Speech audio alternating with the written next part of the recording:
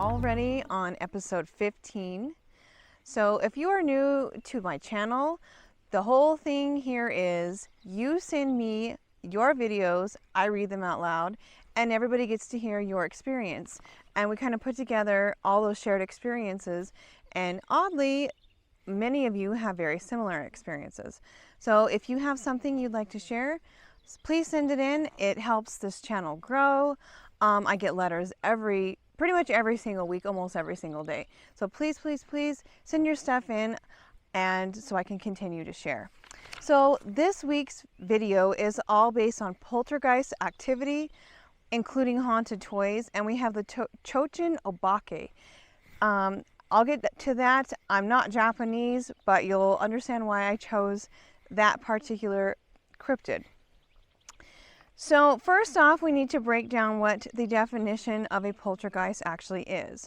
The poltergeist word translates from German as knocking spirit. There are tons of bugs out here, so you might see me doing this. The German verb poltern means to knock, and Geist is the German word for spirit. There is a difference between a ghost and a poltergeist. While a ghost can at times make a physical appearance, a poltergeist mainly makes its presence felt by moving objects. This leads to another major difference between the two. A ghost can be seen, but a poltergeist usually is never seen. So, you know, all the movies and stuff like that, usually all Hollywood. So the first letter, it focuses on a toy semi-truck.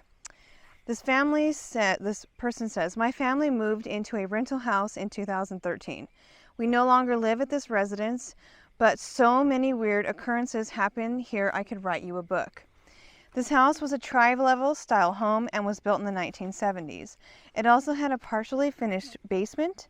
My children were very young at this time, and we would use the basement to store many things, including their toys. This all started in the middle of winter and in the middle of the night. As I mentioned, we stored toys in the basement. We had been living in this house for about 3 to 4 months now, and we were pretty much moved in at the time. Everything was completely quiet in the house. You could hear a pin drop. I started hearing this strange muffled noise. It woke me up from a deep sleep. My bedroom was on the top floor. So I get up thinking one of my kids had been the culprit for a noise. They were still all sleeping, and even the dog, so at this point I figured I was dreaming and got back in bed. Fast forward, a few nights after that, I again woke up in the middle of the night hearing a weird noise. I get up pretty fast at this point because I wanted to catch whatever kid was awake and messing around, but to my surprise, all of the kids were asleep. My spouse was in a deep sleep, snoring in fact, and the dog was also asleep. And then I actually hear the noise. It wasn't my family, and it was absolutely something else. I followed this strange muffled noise, and thankfully and creepily, it kept making the noise so I could actually follow to where it was coming from. I went into the kitchen, which had a door that went into the basement. Let me tell you something. At this point, I kind of felt like throwing up. I don't know if I was actually scared or if something was basically giving me that feeling. I'm not afraid of anything. I'm not afraid of the dark, and I've always been a skeptic when it comes to anything paranormal. Let me see. I grabbed a small flashlight that was in the junk drawer in my kitchen and proceeded to go to the basement stairs because, of course, the basement light doesn't light up a damn thing. Seems like all of us have basement lights that don't work, huh? At first, I see nothing out of place. It looks completely untouched, as if because we never go down there. Then, right under where the vent system was, I see my son's toy semi-truck. I'm somewhat relieved at this point because I know it's a stupid toy and not some demonic monster living in my basement. I pick it up and toss it back in the toy box. I then proceed to go back to bed. Fast forward a couple weeks. I'm just going to cut to the point here. I wake up in the middle of the night because I hear that damn truck noises again. I'm really freaked out at this point. I get out of bed, check on the whole family, and of course they're all asleep. I grab my flashlight and walk to the basement stairs. I see the semi-truck right where it was before, and I'm seriously very confused because I had thrown the truck way back into the toy box. I pick up this toy because I'm so sick of this god-awful noise. This time I decide I'm going to pull out the batteries and then really chuck it in the back of my basement. But To my surprise, I open up the battery compartment and there were no batteries in the toy in the first place. I'm freaking the fuck out. I take this piece of crap, it's in my truck, and throw it in the trash can. The trash was hauled off the next day, and that was the last I heard of the truck. As I mentioned, I have more occurrences and I'll be writing again. So we are on to the next letter. Do you remember a couple of weeks we had a letter where someone wrote in and there was a knocking coming from inside of the wall? And they used olive oil to anoint and the knocking stopped. So now we are on to another letter that is very similar. The knocking. First off, thank you for giving people a place to share paranormal occurrences without judgment. Without judgment was really the selling point for me, and I applaud you. I live in an apartment building with 3 other tenants. It's a beautiful apartment building, and I can see the coast from where I live, Northern California. It was the reason I had to live here in the first place. Oddly, it wasn't that hard to get into this apartment when I first moved here. I was the only person in the building, and something really too important to remember. My friend helped me move in, and I didn't have a lot of stuff, meaning my friend was in and out and didn't have to stay the night or anything. I was home alone right away in this new place. The knocking started right away. I was watching TV until around 11 p.m. when I hear this loud knocking in my closet by the kitchen where I stored my cleaning supplies. I had figured something probably fell over until it just kept going. I open the door and it stops. I looked around. It's an extremely tiny closet. So I'm not really understanding at this point how this is even happening. I shut the door and sit down and think, what the fuck? And I just forget about it and continue watching TV. I get into bed and hear it again. But at this point, it's like an obvious knock, like someone knocking on the door. Think like a cop knock. Loud. I get up and figure out it's in the closet again. I open the door and see nothing. Let's go back to the story a couple weeks ago. This person, the same thing, heard knocking coming from inside the wall. It wasn't something knocking from an outside. So whenever this is, and I would absolutely consider the olive oil occurrence where the person used olive oil, I would consider that a poltergeist. So they knock from within. It's kind of weird. It's like like one of their telltale signs that's poltergeist activity. So this crap continues on and on for days, weeks. I hear knocking and see nothing. Sometimes it's a quiet knock and sometimes it's loud and obnoxious. Another person moved into the apartment next to me. It's a woman in her late 50s with a little dog. I introduce myself right away and make sure to let her know that if she needed anything, all she had to do was ask. A couple days go by and I'm sitting on my balcony. She comes over to visit and says, "So are you a drummer?" I know right away what she's referring to, and I say, "Oh, the knocking." Her face lights up and she says, "Yes." I explain the noises in my closet that I've heard for weeks. She tells me she hears the same kind of thing in a closet in her bedroom, which I find is weird. Why is it closets? Like what's going on with that thing? Why is it always a closet? To the point the little dog will growl and bark at it. The newest tenant just moved in a few weeks ago. A woman a few years older than I am. I'm just waiting to see if she hears it too. So this person, my advice to you would be, I don't know how old your apartment is. See if it has something to do with like the heating and cooling systems. Sometimes they make noise or plumbing or something, but I'm assuming it's not. If it's not that, that would at least rule it out. Maybe look at the history of your apartment building.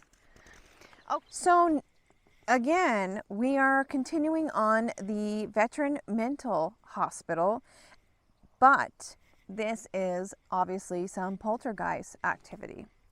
So this one includes slamming doors and cabinets on 5B. Now remember, 5B is the bed rest people. All of these people are bedbound.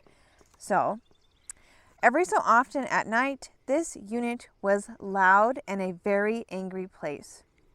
You could feel it in the air. Every single patient on this unit did not walk and were most likely drugged at night. So they were usually in a deep sleep. There was one nurse on watch and sometimes a head nurse, so always 2 people. or not always, sometimes 2 people, excuse me. We had heavy large doors and heavy cabinets here made of metal. Many times during the night we find the cabinets opened, and sometimes we hear them being slammed shut. I am a large, strong person, and even stronger during those years. It would take a lot of strength to slam these doors and cabinets the way they were slammed. The doors were all the doors and cabinets were the same way. They would slam with such force that you would have to be very large and strong to build up the power to slam these. We would never see them being slammed. We would never catch them in the act. But everybody would be in their bed and they would be wide open. You'd walk out of the room and you'd hear them being slammed. I always wonder what caused this to happen at certain times and why it wouldn't happen for days or weeks. Was it something with the mood of the patients? Did it have something to do with the moon? That makes you wonder what makes this type of activity worse and what makes it calm down. So now I'm going to go ahead and post some questions onto the community posts. There are key points. Do poltergeists only haunt houses, buildings, mental hospitals? You get the idea. Do they go out and make noises in the woods, or is it centralized to buildings? Do poltergeists, are they actually ghosts, or are they a demonic presence? That's always something that's brought up with these type of entities. Are they actually demonic? And do they attach themselves to people and objects? Because that's also something that quote, demonic entities seem to be associated with. They're always associated with, Annabelle or some creepy, weird mirror. You get the idea. So if you have the time, go ahead and give me your thoughts on the community posts. So now we're on to the cryptid of the week, and I actually wanted to find something that was similar to what we are discussing this week. So we're doing poltergeists and we're doing creepy ghosts, or you get the idea. So I went out and I found the Chochin Obake, which is from Japan mythology. This is a lantern ghost, and it actually isn't malicious. It's a trickster who enjoys giving humans a scare or making them scared. The Chochin Obake, or just paper lantern ghost, will flick its large tongue out and roll its eyes and laugh loudly to frighten people passing by. The Chochin Obake does not appear in any of Japan's mythical stories or legends, and only appears in kabuki plays. There's no origin for this particular yokai. One theory is that he was invented simply to scare children. This sounds like a lot of myths, here in America. One theory is that he was invented to scare children, and they call this a tool spirit.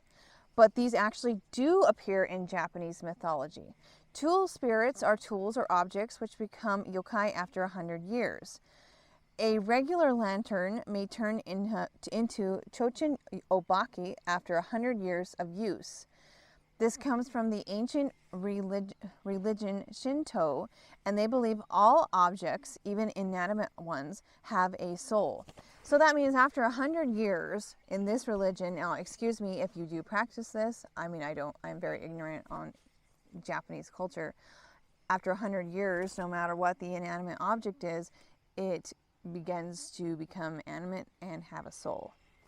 So this type of ghoul is kind of like a cryptid, but also has some sort of poltergeist qualities, which I found really interesting. So I hope you enjoyed him. If you enjoyed the video today, please like, share, and subscribe so I can continue to share your stories and give you something to watch and share the little fun cryptids weekly. So thank you for watching and have a great night.